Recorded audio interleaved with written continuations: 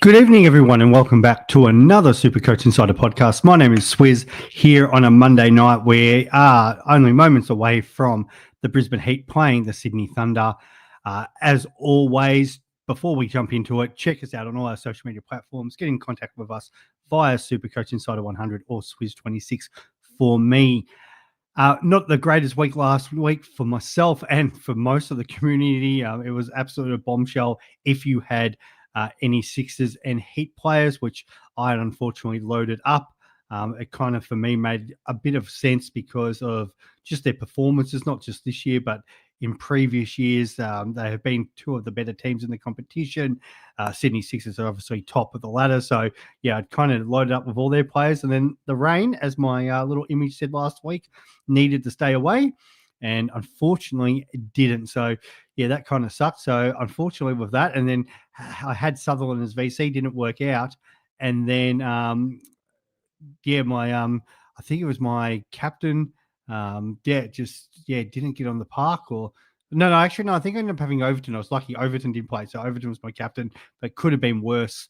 But yeah, it was just unfortunate the way it ended up. So, but anyway, I'm still inside the top 1,000, still trying to plug away there, and just unfortunately things haven't gone exactly the way I've wanted. But that's the way it is. We've only got the Sydney Thunder on the double this week. There is big news because they're not only just tonight with their team, but the weather report at the moment does not look good. We only had to see last week with the game being washed out, like trying to predict the weather can be hard. At the moment, they're saying it's kind of rain showers up around 4 or 5 p.m., gets to sort of just after 5 and it becomes light rain. And then it keeps going fine until sort of rain showers back again in the 6s, a bit more light rain in the 7s, and some rain showers apparently scheduled for 9 p.m. So it is kind of hard to get a read on that. I know a few people are a little worried now about picking Thunder players for the 2 weeks, for the 2 games, which is completely understandable. At least we'll get to see the Thunder tonight, so it's not all doom and gloom.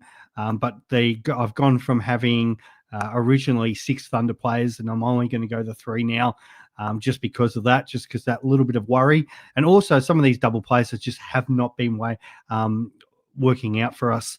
I've had a couple of disaster rounds where double players are, scoring half of what a single player is scoring. So for me, my changes this week, before I get into some questions and just talk about the squads that are on, I am getting rid of Liam Scott, Jamie Overton. Probably nearly considered holding him, but I think he's only got one more game and then he leaves. And then Fergus O'Neill, that was so disappointing for my team, him being dropped last week. Chris Green, I was sort of on the close to bringing him in last week. Absolutely bowled beautifully. So the skipper, he's coming into the bowlers. I'm going to go Lance Morris. The Perth side just looks really fired up at the moment. Richardson's back. He can just come in back and do his thing. I was thinking a little bit, maybe does Marsh affect it, but we do know Marsh wasn't bowling so much in the Test series too. They've got plenty of options. So, and if for whatever reason they're not going to leave him out, but if there was sort of a change, I can always update that. And Finn Allen with that ridiculous break even. It doesn't look like Inglis is in the squad. So, Allen's hit some form. Probably could have moved him last week when he was really cheap. But with such a beautiful break even, no surprise he's one of the most traded in players this week.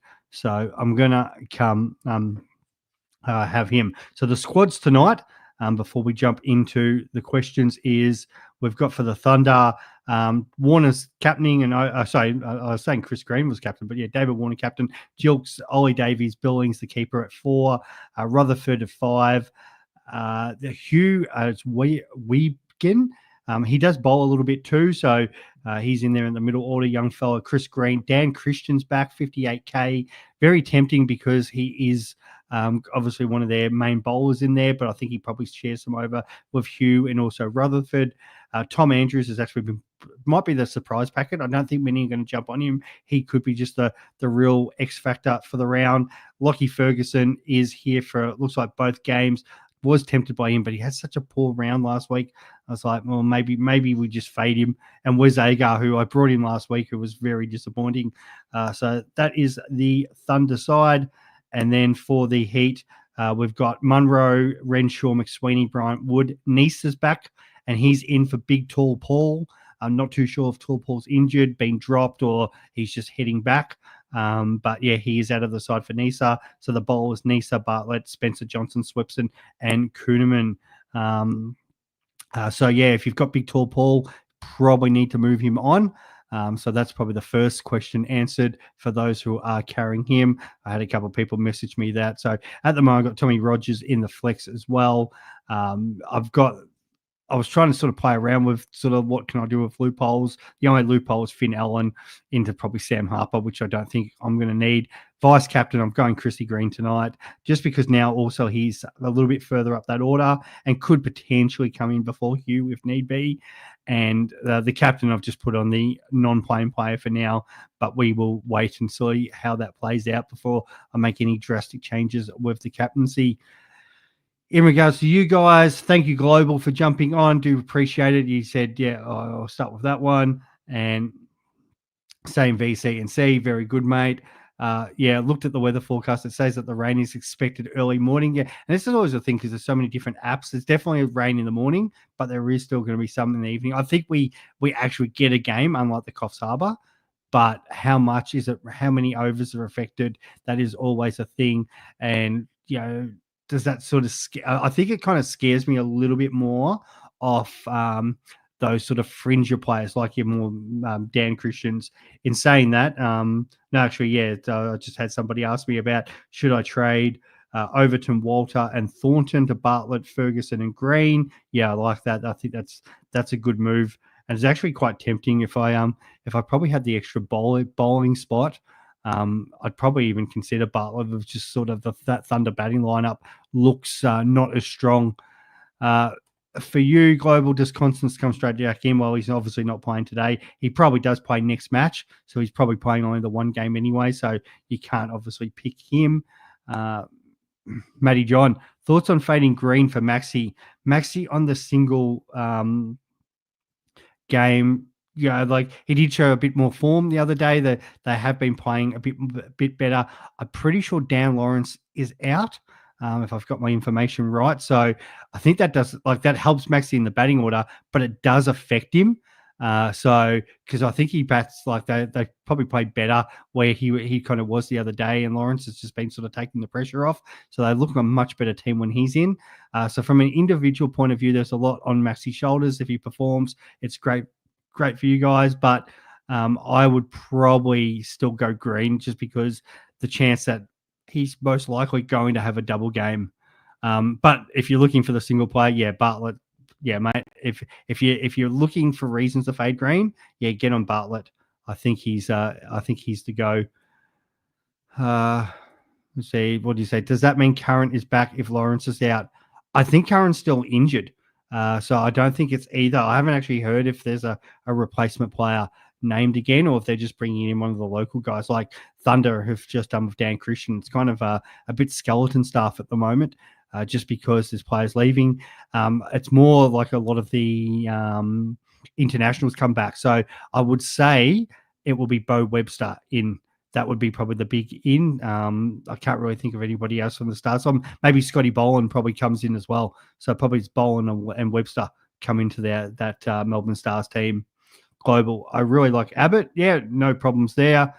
And what's the other one? 20 to 40%. It looks like for game 2 of the double. Going Marsh in the BWL emergency because can flick him to Edwards and Abbott. Yep, like that as well. I think that's why I've sort of tried to put in Morris and Allen too, because I just want that little bit of flexibility. Like it could still become Richardson, can still make it Marsh. I don't want to kind of lock myself in the Thunder team. I actually really don't like their team tonight. I don't think it's that strong. I think it's relying a lot on kind of Warner and Billings to do the work. We've talked about Jilks before plenty of times in the show. You can only expect so much. And then, Ollie Davies, very talented, still a sort of youngish fellow. Rutherford probably hasn't set the world on fire as yet, but, he does. It's a very talented player. Hugh Wigben is a very young, talented player, but again, it's a lot of pressure there. So wouldn't be surprised if when you've got a bowling lineup of Spencer Johnson, Xavier Bartlett, Michael Nisa, I think they can do a lot of damage at that top order, especially if they lose a couple order early. It's going to be a lot of pressure on that Thunder batting lineup. So I'm not a huge fan of it. And even the Thunder and even the Heat batting lineup's pretty strong. When you're talking Munro, Renshaw, McSweeney, it's going to probably be tough for the bowlers. So, yeah, I'm actually not really in love with this Thunder team. So, yeah, I'm trying to probably sway against it. Watch that absolutely backfire on me tonight, and I'll probably absolutely go berserk. But, yeah, I just can't see them getting up. So, personally, I'd leave that alone. So for Matt, maybe get on Bartlett. Could be a good point of difference tonight, even if you would, let's say, maybe take a risk and VC him. And this is where it sort of comes in, because I know people are trying to get in for, you've got your Supercoach finals coming up, and this is where you need to kind of start to take maybe a couple of risks. If you're further behind, like for me right now, drop back down to that, inside the top 1,000, but further behind than what I want. Maybe, what difference does it make if you finish? I always say this, 500th, or if you or 10,000. Like, you want to try to finish as high up as possible, and sometimes taking the risks is better. And we've seen how many single game players have got off the chart. So Matty John's also gone traded in Connolly. Yeah. The thing now with Connolly, this is where it gets interesting, because I was actually considering him, but Hardy's going to play. So you got Mitch Marsh back. So where does he bat now? Do they keep backing him in that top 4? So we did see him bat 4 the other night, or because now Marsh comes in, does he now get back to like a number 5 or a number 6, just because they've got all their full complement of players? It's a hard one. So I've kind of like slipped back on a little bit of the Connolly idea, and also because they're playing on Perth, it does suit the quicks. So you're going to expect it's probably going to be, Richardson, Morris, Ty, and Berendorf as the main 4. And they're the ones that are going to do a lot of damage. And then, when you've still got guys like Hardy, if Marsh was to roll the arm over, he might be in reduced overs. They might just not even really want to go the spinner. And I think, Kyle, you're saying there too, like Marsh could open. I think, Jennings goes out. That is a possibility too. But they have so many options. So, maybe Connolly still stays at 4, but that's a strong batting lineup when you've got Allen, Marsh, and Hardy as your top 3. I keep thinking, I'm like, if these guys get away, how much of a bat may Connolly get? If you lose a couple of wickets early, then that's good, because Connolly's going to get more of an opportunity, but it's definitely going to have to be with the bat more than I think it's going to be with the ball. I'm going against Warner given the rain, and Nisa, Bartlett, Johnson. And I don't mind that combination. And if I'm going to rank, I think, like, we know how good Xavier Bartlett is. Nisa just coming back from injury, I'm probably going to rank him 3rd, because I think Spencer Johnson's been in great form. So I'd go Bartlett, Johnson, and then Nisa as the 3 for sure. So that'll be kind of interesting to see how that kind of plays out tonight. And then as we move into the Wednesday game, which, again, if we get how much game we get in, will be very dependent on that weather, unfortunately. Just having to kind of see if there was any other updates, but and that's the other thing. Thunder, they've sort of been just a little bit of a wild horse. So I think a lot of people were expecting the Thunder the Hurricanes to finish bottom of the ladder, but they're actually starting to perform quite well. They're in 3rd. That's no gimme for a game 2. So it'd be interesting to sort of how that plays out. And it's hard because the Thunder are 2nd. So I think. Like, I'm not. I'm just trying to think, for a team that's sitting 2nd, is this the sort of team that you'd expect to able to pull off the win that they and the form that they have been showing? So like, it could be a surprise if Warner gets going again, and like if Warner comes out, I think he's got to probably make a 60 or 70 tonight for them to be any chance. Kyle's also saying the spinners have taken 8 for 151 of 20 overs at the Gabba, and that's why they keep playing. From day one, the coach was saying we're going to play Kuhneman and Swepson, so that's probably good for Green tonight as well. But in saying that, like, the Heat bowlers, their quicks are so good. Spinners have thus only blanked twice against the Heat, Boyce and Callaway. Callaway. If we want to count him as an actual spinner. Corey, welcome, mate. I think I'm looking at Bethel, Connolly, and Morris and Green. Yes, you're going to use that boost for Zampa, Pope, Thornton, and Turner. So I don't mind. Obviously, the trade out's fine, absolutely, especially since 2 of them have the bye anyway. Bethel, my only question mark is how many more games does he play? But he's been in absolutely ripping form the last couple of games. Connolly, if there's a way to maybe get up to Marsh, I would consider that just because he's going to bat high. I think he'll bat higher than what Connolly will. And Morrison Green, yeah, no problems with those ins at all. And yeah, I'm going to gather a lot of people are considering that vice captain of Green tonight. Just because obviously the Thunder do have that double, and then we'll see how that kind of plays out for the captaincy after that. I was just another one's come through. Yeah, so I know. If you've got I don't know why somebody would say why I was considering just straight captaining Green. The only way you do that if you've actually got nobody to loophole, but at this time of the year, you should have somebody to loophole. Marsh over Green is a pod. It is an absolute pod. I think Marsh will get a little bit more love now, but probably some people have already done their trades. Might have forgot about it, but I still think Green's probably the bowler that you're going to want. I'd probably try to get Marsh over somebody else, depending on who else you're bringing in there.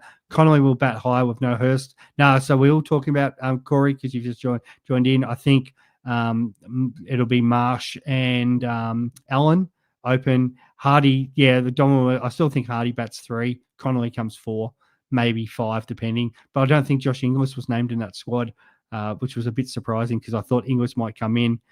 Will Marsh bowl? And this is the question mark because it's Berendorf, Richardson, Ty, and Morris. So those 4 are bowling pretty well this 16. So is it Marsh for 2, Connolly? Hardy's probably not going to bowl. Just Connolly bowl a little bit more. They've got plenty of options. I think even they've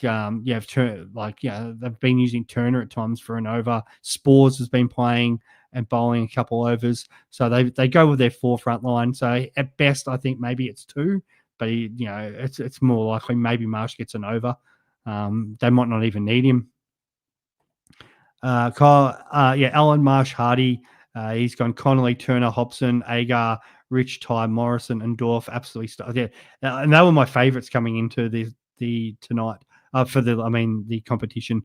I thought that their lineup is just way too good not to be able to challenge for this title. And now that they've all got back, if they get into a position where they get a home final, it's going to be hard to see them get beat.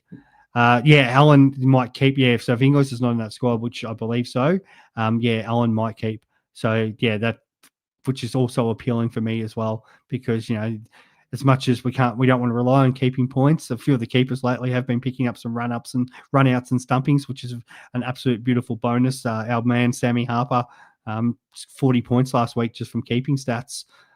Thomas, I'm thinking about going Marsh or Abbott or Marsh as a pod. If I'm choosing between the two, I probably like Abbott. I've just got this feeling that just the situation. I think he's actually going to go quite well.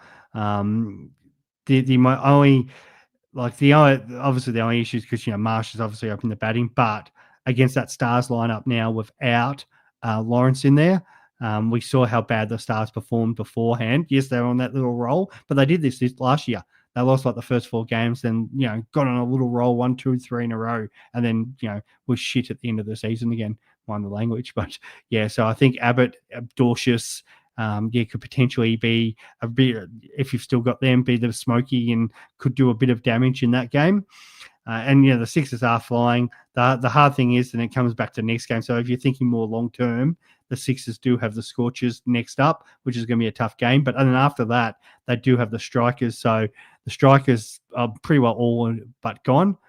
So they might start trying to look at blooding players. So again, Abbott and Dorcius might be a nice little player for that round when Hobart have the double. So if your Hobart player misses, you might have a good backup with the Sixers. You're saying, Kyle's saying they will finish 3rd and play the Sixers. And that'd be a good final, but I think the Sixers would potentially have them covered unless they sort of bring somebody else in. Corey, that's why I like him too. And this is the great thing, like, because it's fluid, you can sort of make that change. When the Scorchers side comes out, we can obviously make that change. And that's why I thought I'll put the 2 Scorchers players in, because then it's got that flexibility. Then I can decide which Scorchers I want when that final lineup comes out tomorrow night. And Kai will go on us. Go without Fergo for Abbott. Give him bowling first and also rain in game 2. Yeah. I think so as well, mate. I think that's probably the way to go. And as much as like it's not just that, but I believe Ferguson's leaving after the Thunder double. So then it's going to be a forced trade anyway. So if you're planning to trade him out anyway, no problems. But at least you know Abbott's going to be there for the rest of the season. And he is obviously a very talented player. He was in the test squad for a reason. So it could be a bit of a real point of difference, especially in your finals, because nobody's going to have him where if you got Ferg, he's just going to become somebody else next round. So just a little bit of food for thought there. That's probably it, guys. Thank you for jumping on. For those who haven't seen it already, we have been putting out some AFL content too for those people who follow that. So check that out when you get the chance. And good luck for this round. And hopefully much better than last. So thanks, guys. Talk soon. Bye.